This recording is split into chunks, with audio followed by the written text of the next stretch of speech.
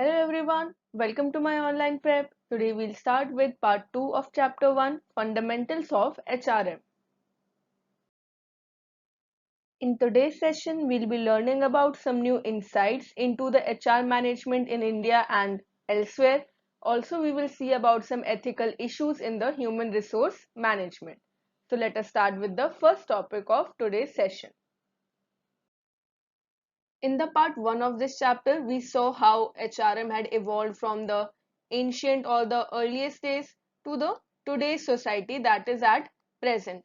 Now we will see the contemporary issues in the Indian human resource management. Contemporary issues mean any issue that is currently affecting the society. It is at present affecting the people or places and it is unresolved. These issues are still unresolved. We will discuss some of these unresolved issues that are currently faced by the HRM in India. First is because of the growing internationalization or the growing globalization that businesses have has its impact on the HRM in terms of the unfamiliar laws, languages, practices, etc. Now India is also opening to the multinational companies and other institutions, even foreign direct investments. Along with that, various cultures that were earlier unknown to India are also entering here. And with them, they have brought their own practices, attitudes, languages, which are not really understood by today's management. So here, the more comfortable hierarchical relationships that were earlier existing, they are not existing today. Earlier, there were the hierarchical relationship that is on the basis of power. The top management, they gave orders and the employees, they had to follow them. But now these have changed. This is because of the growing internationalization. Second issue that is facing is the dual career couples. That is even the younger workforce with a little sense of loyalty. Now they are not loyal to one single organization. They are moving towards more than one organization. Earlier, there were the old superannuating employees, working mothers. Now there are more education. It is leading to specialized sectors such as information technology, biotechnology, and now the workers are better informed. So the demands and expectations of the workers are changing. The earlier, or we can say traditional benefits like terminal benefits or job security, these are not very attractive for today's workers. Now the employees demand high cash compensation, they want higher salaries, they want empowerment, also they want higher degree of freedom to operate. So now the HR is required to redesign the profile of workers. This is another challenge that is facing.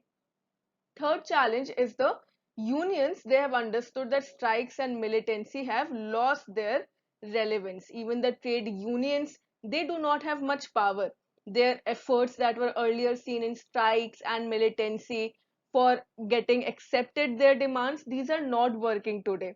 So HR has to adopt a more proactive industrial relations approach, a more dynamic industrial relations approach that will lead to better preparedness, how to bargain, how to renegotiate the terms and conditions between the employees and the employer.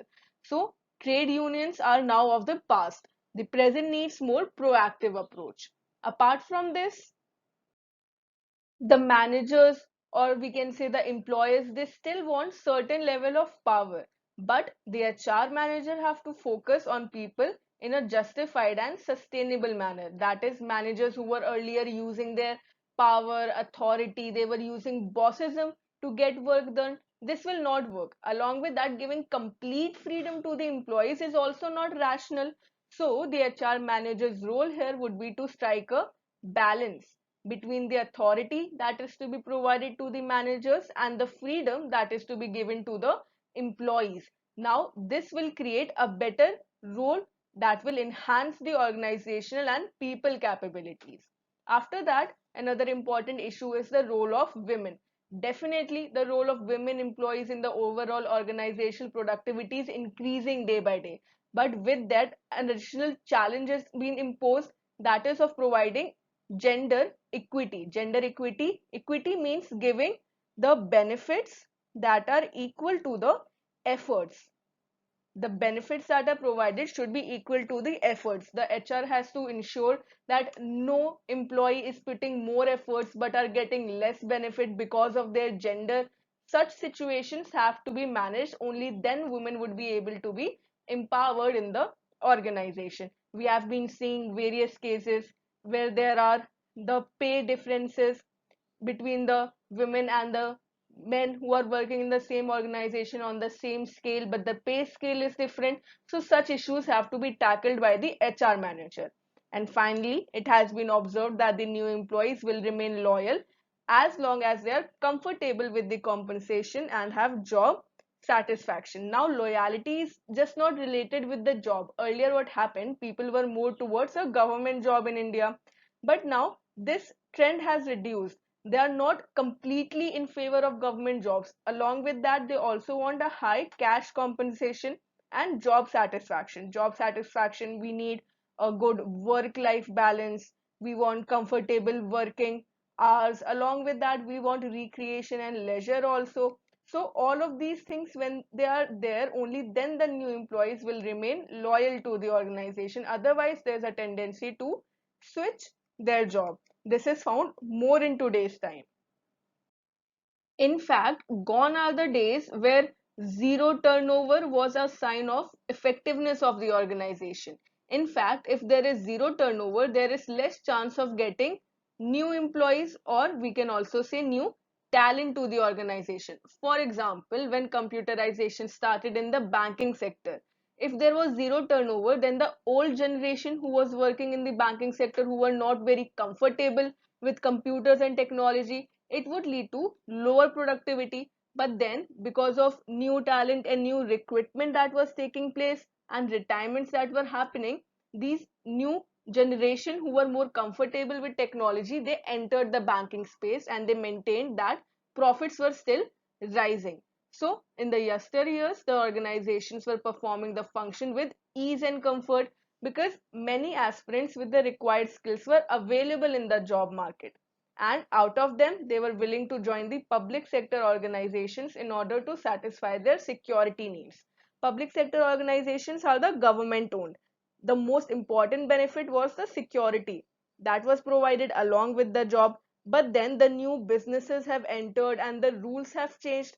Now the compensatory package, that is the salaries that are providing, the private sector provides higher salary than the government sector. This is a more attractive thing for the new generation workers.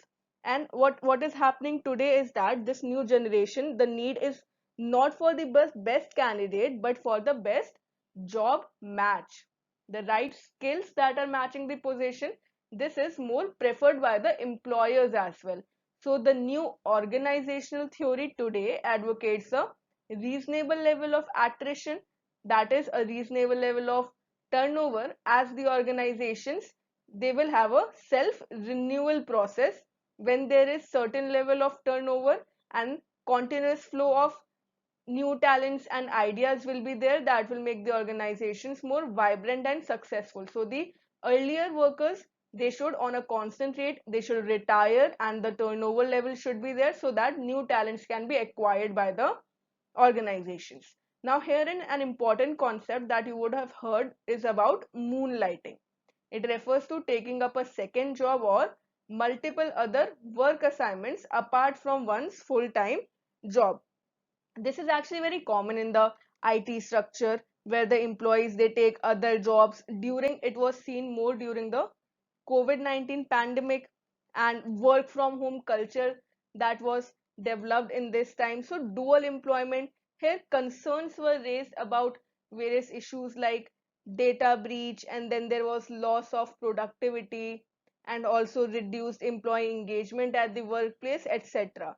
But now several tech companies, they have fired many employees who were engaged in moonlighting, and also they are referring to it as an unethical trend. It is not ethical from the point of view of the organization. So these are some of the new issues that are being faced by the HR, and they need to require to handle these many new functions more effectively. Now let us also see some recent research findings that have been made in the field of Indian HRM. One such research is conducted by the World Competitiveness Report. It is released by the World Economic Forum and it ranks the countries on the basis of their World Competitiveness Index. These reports by World Economic Forum came from 2004 to 2020. Now the most recent one came in June 2023 and it was given by the Institute for Management Development. According to this report, India was ranked at 40th. 40th was India's rank and it is comparatively weaker as against the other Asian nations. What is the reason for this lack of professionalism? It could be because India has three types of firms. First category is Indian firms with a global outlook. These are comparatively better than the other firms because they want to adapt to the international best practices in terms of the human resource management. Then there are the global firms that are seeking to adapt to Indian context. This here they are facing challenges when they want to adapt to the regional variations. And then the third category that has the worst situation is of the homegrown private and public sector undertakings, and they have their own outdated HR approach. They are still following the hierarchical or traditional ways. They have not yet adapted the best practices of HR. So there are also some regional variations, such as according to the region, the size, business, and culture of the industries vary. So these are some of the reasons, these are the factors behind the uh, unavailability of a proactive HR approach in India. That is, India is still using an outdated HR approach. Another finding that was seen was that a number of unemployed youngsters are resulting from the redundancies. It is increasing. Thus, the importance of human resource development functions outside the company is also increasing. Outside the company, this means outsourcing. The regular employees in the industries are reducing and outsourcing is on the rise. What is the reason for this? The reasons why the number of unemployed school graduates who are leaving the jobs at an early age, this is increasing among the young generation. First reason is the significant decrease in job openings. The job opportunities that they are getting are reducing. Second, increase in the young workers who are unable to set goals for the future. Young workers are entering very early in their jobs, but they are not able to set goals. There's not enough career counseling that is available for them. Because of that, they're switching jobs more frequently. And education, employee training, and employment systems, they have not yet adapted to the economic and social structural changes. The skills that are required for a particular job position, they're not available with the young generation. The young generation is still lacking most of the skills that are important for employment. So training has to be developed and education has to be developed. These are still lagging behind the required level. So the level of satisfaction, there were many other researchers that were moving on. They were conducting researches and findings in these areas, and they found that the level of satisfaction was low among the non-regular employees in terms of the human resources development in their current jobs or workplace. Researchers said that as only of 20% of the non-regular employees, they received company provided education. They were not getting enough on the job training. Now these two concepts are also there: on the job training, or which are also known as the on job or off job training. There are on the job training and off job training. These have to be conducted if the employees want that skills are inculcated, the talents are developed, and productivity is to be increased. So there are a few human resources development opportunities for the non-regular employees that are being outsourced. So the need is for training as well as career development, and treatment has to be provided for the particular employee attitude as well as the types of employment. So these are the findings of the current research that are being conducted. Next, we have the relationship between human resource management, people management, and human resource development.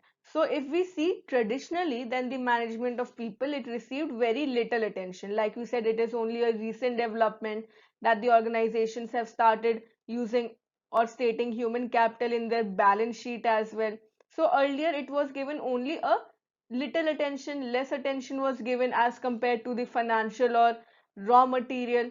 It was termed as the unavoidable expenditure, or it were all of the employee cost. But management, they had also adopted an officer. Organizations were having officers that kept lives in between the managers and the workers, but they were only acting more as a timekeeper. They were to ensure that the works or assignments that are provided, they are being completed.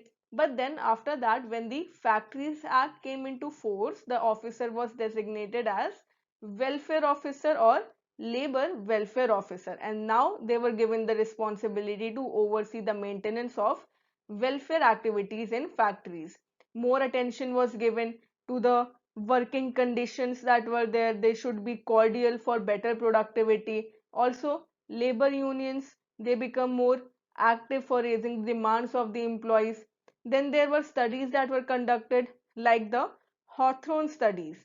They revealed that making it apparent productivity was primarily affected by the emotional state of employee. Like we said, when these researches were conducted, they were more focused on the social factor or the humane factor, that is according to the behavior. So emotional state of the employee, if it was positive, then the employee had higher productivity. This was found. Another important development was focus on the industrial relations, and it had roots in the legal framework. Legal framework calls for the policy of the organization as to how the compensation will be framed, how leaves will be provided, medical leave conditions, maternity benefits, etc. So they said that particularly emotions related to the people who work together, the amount and kind of attention that they receive from the supervisors, these are the factors that had to be paid more attention to. If we talk about the banks, so this transition was even late for the banking sector. In banks, the staff department that was called the personnel department, it continued to be called so till the late 1980s. There were some foreign banks who slowly started to designate and change this name to the HR department, and now the managers or the officers of the department had the nomenclature of relationship managers. So these officers that were appointed earlier for the personal department, they started to be designated as the relationship managers. And now the relationship, it changed. It became more attractive. The departments with a particular officer, they interacted and became the customers of the HR relationship manager. So now if they needed any advice, or they wanted a conflict, or they wanted to bargain for a resolution or for resolving the conflict, then they reached the HR relationship manager. These became the customers for the department.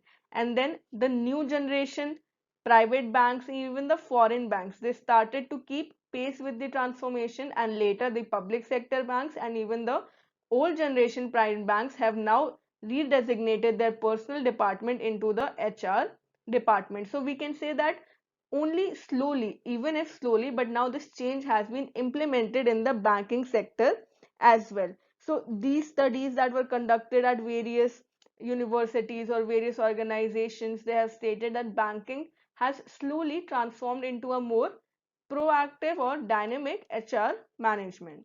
Now let us also see what are the responsibilities of the HRD professional. Here we are discussing the role of the HR head, human resources head. So they had foremost, they had the responsibility to make a plan for the organization as to how the work is to be distributed, responsibilities are to be given. So they need to put in place a clear organizational structure to develop an internal competitive environment, and also a clear line of communication between the employer, the managers, and their employees. Typically, herein the most important challenges that they faced right from the, it was from the recruitment stage. That is the marketing and sales. Herein they needed very trained staff. So these were some of the challenges that they faced. First, let us see the traditional roles or responsibilities for the HR head. First role is planning. It includes the projections and planning for the skilled matrix of manpower required for the future organization. So the planning has to look for the future. correct manpower, correct position has to be filled for the right match. Then second, staffing, providing the competency matrix required to face the future challenges. That is, enough manpower should be there. Here it is quantity. For each and every activity, the required amount of staff should be done. It is also the responsibility. Employee development, to develop cost effective and modern methods of training for skills. Also, how to increase the competency and productivity. For that, plans have to be developed. Performance management, entire gamut of performance linked measures were to be provided to individual performance for the overall organizational goals. These are when higher performance lead to higher rewards. Employee rewards, that is, emphasis was on the pay for performance. For example, if we are talking about the sales department, so the number of sales would mean higher rewards. And finally, maintaining quality, work life and discipline. That is, impact was creating the global workforce, and globalization was creating a huge impact. So work life discipline for all the employees in the organization was to be created.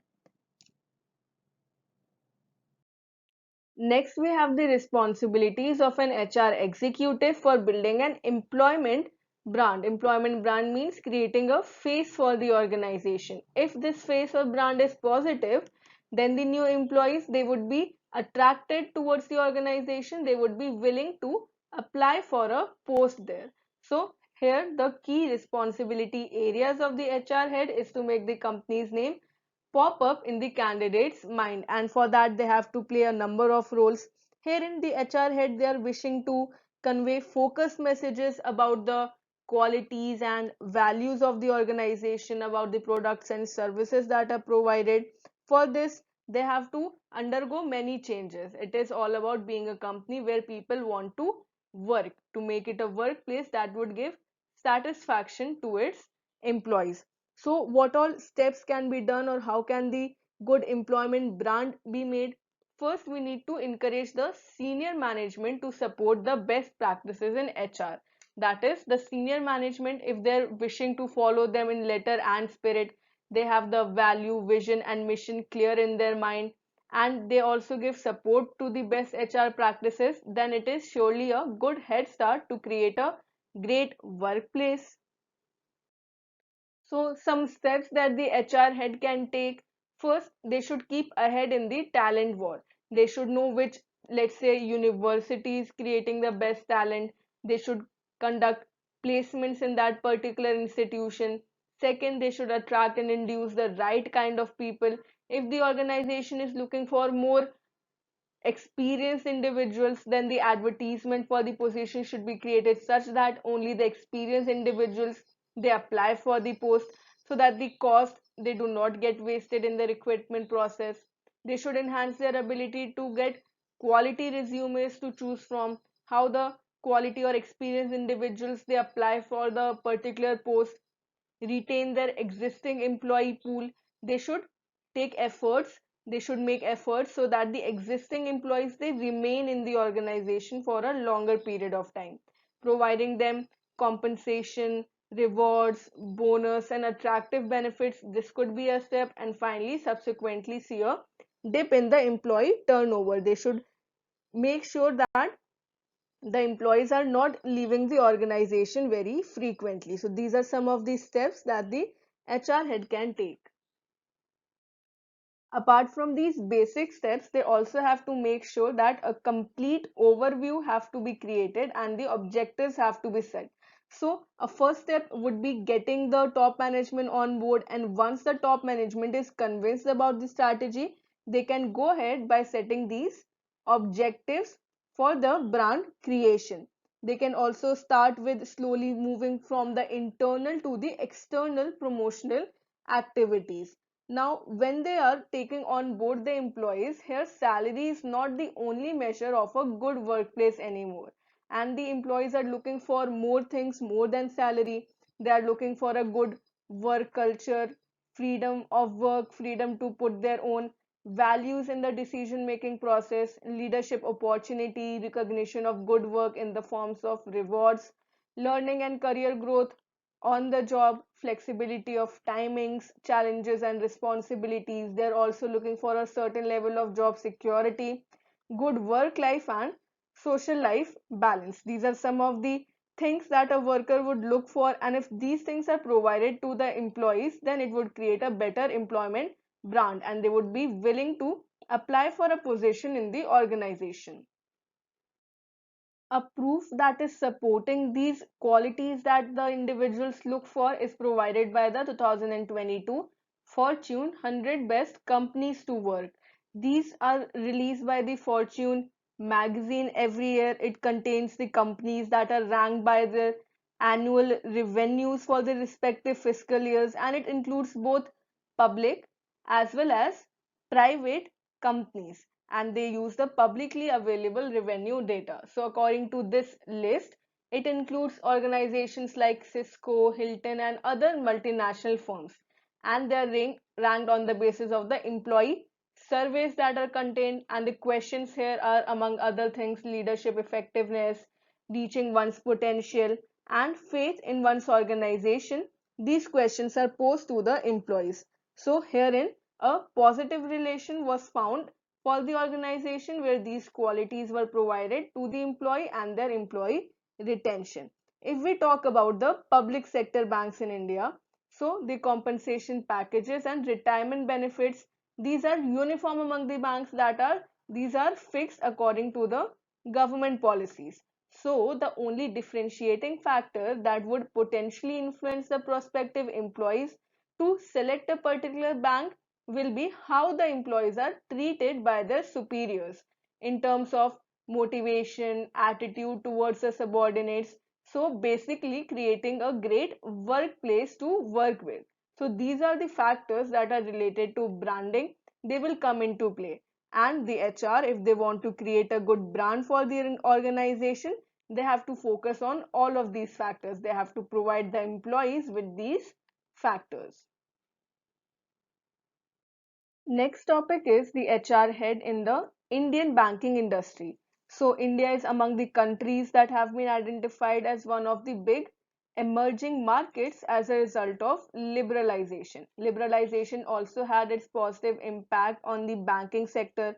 There were the recommendations of the Narasimham committee that resulted in the formation of the new generation private sector banks, and along with them came the proactive HR practices. Now, there were certain challenges that have to be faced by the HR managers in the contemporary times as well as for the future of the organization. So, there are some roles which are developmental in nature. What are the roles that have to be performed by the HR head? First, they have under the talent acquisition function. This is requiring of the recruitment process, how continuously they can attract the high quality talent for the organization, how the employer of choice can be made, then the futuristic requirement processes for the fulfillment of targets, these have to be kept in mind. Then for the organizational development role, they should work towards championing the developmental HR, the management landscape, the competency management, career planning, measurements of the employee domain, etc. These are some of the developmental roles. Role also has to be played as the effective leader. So they should anchor programs with the areas specified so as the objectives are met on the continuous basis. They should act as an internal consultant for the organization, for external experts as well in order to build knowledge in the new emerging areas of the market, and finally role as a business partner.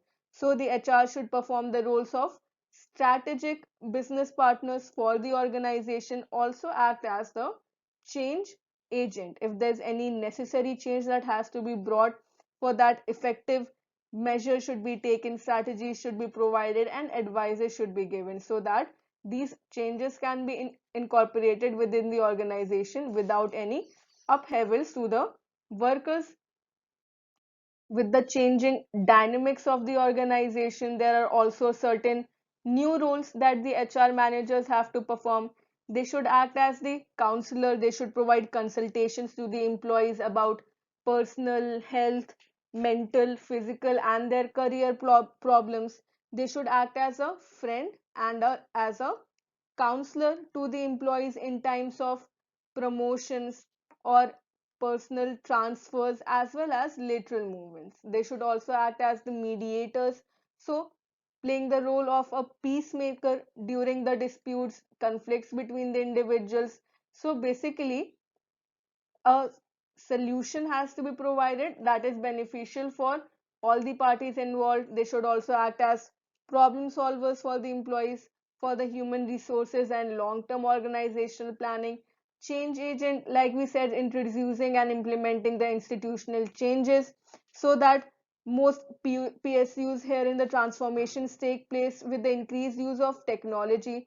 So how technology can be incorporated, and finally management of the manpower resources. They should be concerned with the people management at various levels, at individual as well as group levels, and even at organizational levels. So these are some of the new or emerging roles. Now there are also some changes that are expected in the future. For that, some future roles of the HR managers in banks is also given. First, protection and enhancement of the human and non-human resources, because we are already in the knowledge era and there's no turning back. Human resources are to gain more importance in the future. For that, protection and enhancement has to be provided. Optimizing the efficiency level of the expensive human resource, the cost that is involved in the retention, recruitment, and development. For that, it should be cost effective so as to achieve the organizational goals. They should also act as strategic change agent for the better organizational effectiveness. They should identify as change leaders from the industry to add new dimensions into the banking business. Let's say technology enabled in times of the digital banking. So at that time, they should act as change agents. Optimize the use of technology. This is for increased operational efficiency. They should explore new avenues for disseminating knowledge and information. Utilize the behavioral scientists for people benefits. They should engage in human behavior research. Research and development should be conducted for more efficient work practices.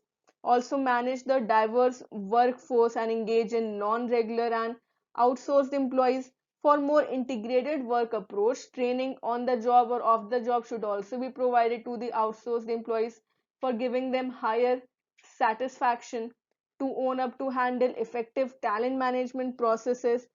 This can be done by encompassing the succession planning, competency mapping, etc. To handle the attrition management role, to how can they reduce the turnover ratio, and they can also provide remedy to the outflow of creative talents and the non-existence of the unproductive resources also. And finally, to address the perceptional issues, the perceptional issues that are harmful for the sustained growth of the organization, they have to be identified and provided solution to. So these are some of the future roles. Accordingly, the HR manager should be developed, they should develop skills that can provide these future roles. Having studied the roles and responsibilities of the HR professional, now we can state the qualities and traits that are required for a successful HR head. Foremost is that they should possess good leadership traits. Second, they should possess a high degree of freedom from bias. Actually, to be truly effective, the HR management must have an impartial attitude towards the management, workers, as well as the work groups. They should be known for their qualities like honesty, integrity, sincerity, and they should have a sense of balance and justice. They must have the ability to understand human psychology, because they should be humane in their human relations. They should possess good and effective communication skills. They should act as counselor and should have good problem solving ability. Also, a good listener would be a add on. After that, they should be of a positive mindset. They should provide good opportunities for the people to grow and take up higher positions, also provide required motivation for their development. Then they should have the passion for anonymity. they should be actually broad-minded. Broad-mindedness is very important in every field for success, so as to pass on the credit to the subordinates. When we see the captains of a sport team, they are giving credit to their other players. This gives a sense of motivation to the players. So the responsibility of the failures also should be taken by the managers. And finally, they should have high level of intelligence and knowledge. This position definitely demands high degree of analytical ability, great resourcefulness, good judgment. Thus, these qualities will make HR professional a successful one. Next topic is ethics in human resource management. First, let us understand what are ethics. Ethics are the moral guidelines or values which govern good behavior. Good behavior is defined by these ethics, and whatever ethics are given in a particular organization, it will tell the people what is right and what is wrong. So, the employees of the organization, they would be expected to follow these ethics along with the managers. Even the HR managers, they should follow these ethics when they are creating the guidelines or they are giving instructions as to how proper conduction has to be done. Herein, corporate social responsibility practices. It includes valuing the human capital, providing safe and healthy workplace and congenial work-life balance, embracing diversity in human resources, and continual skill development for all employees. Like we discussed about the good qualities of the HR head, they should be unbiased. They should be unbiased or impartial in their conduct. These are related to their social responsibility.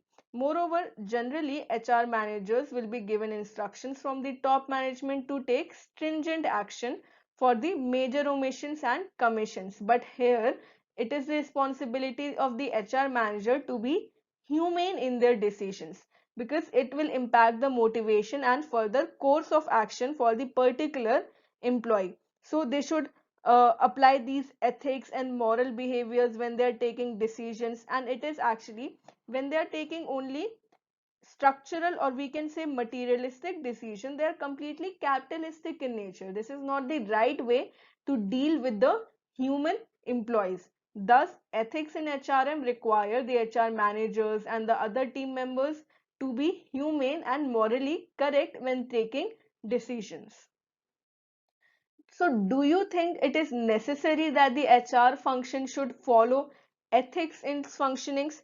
Well, according to us, it is true, because since the second half of the 20th century, human resource management has risen to become one of the most important areas of focus in organizational management. There are a number of studies that have emphasized the importance of appropriate human resource management practices that will ensure that the employees are well motivated towards increasing their productivity. Indeed, there is no doubt that the organization that have well motivated and highly trained employees, they will have a competitive edge over many organizations. However, effective human resource management, it is actually embroiled in the management practices and corporate governance of the organization. So management is one of the most important practices, and it plays vital functions of planning, organizing, directing, and controlling the organization. Thus, it is important that the HRM reveal that employees exhibit total loyalty towards its management only when the management adopts fair and equitable treatment. So, when ethics are incorporated, when ethics are imbibed in the HR policies and procedures, then the employees will be completely loyal to the organization. They would be trusting the organization. If we talk about the Indian context, there are many organizations where the management had failed to serve the interest of all the stakeholders, and they instead focus only on the short term profitability. But herein, the potential reason for such failure is the organization's inability to, or their failure to adhere to the ethics, especially on the issues of human resource management. Thus, the need for practicing ethical issues in the HR functions of organization is highly important. There are several ethical issues that are abound in the HR activities. There are areas of ethical misconduct in the personal function. They include employment, compensation areas, industrial relations. Let us examine a brief account of these issues. First, we have the compensation issues. Herein, the HR function is often presumed to justify a higher level of base salaries or a higher percentage increase than what the competitive practices call for. In some cases, there is pressure exerted to re-evaluate the position to a higher grade for the purpose of a larger than normal increase. However, if we talk about the case of banks, then the salary is fixed, so there is little possibility of any compensation issues existing in this area. Second, we have incentive plans. So the HR managers again may be forced to design and administer the top management incentive plans that are higher than they actually deserve. And herein, the bending of the rules, it is actually not very ethically right, but the common rationale is that the bending of the rules is the fear of losing the outstanding executives. But again, for the banks, the incentives are board approved incentive plans, and as such, issues for this score is also very minimal. Third is regarding the perquisites. So perquisites, these are referred to the additional benefits that we get. For example, the manager's CEO or CMD towards the renovation, repairs, or for facilities or comfort, there are costs incurred that are very high. So this can be an issue. So for this, HR has to pay more attention. Appraisals that are related not on the basis of work of the individual, but basis of the like or dislikes of the HR managers, these can be against the ethics. For this, a well-defined performance appraisal system should be created. Then now we have performance appraisal. So the performance appraisal should be such that the equal the efforts equal the rewards. This individual performance is based on observation and judgment. For this, the managers and supervisors are expected to observe the performance in order to judge its effectiveness. It should not be biased, it should be unbiased. Another issue is related to the diversity issues. So a framework of laws and regulations are evolved in India that has significantly improved the workplace behavior. Now most of the organizations, they treat their employees equally irrespective of their demographic variables. So discrimination on the basis of demographic variables is not there in India. They are trying to reduce it to as much extent as possible.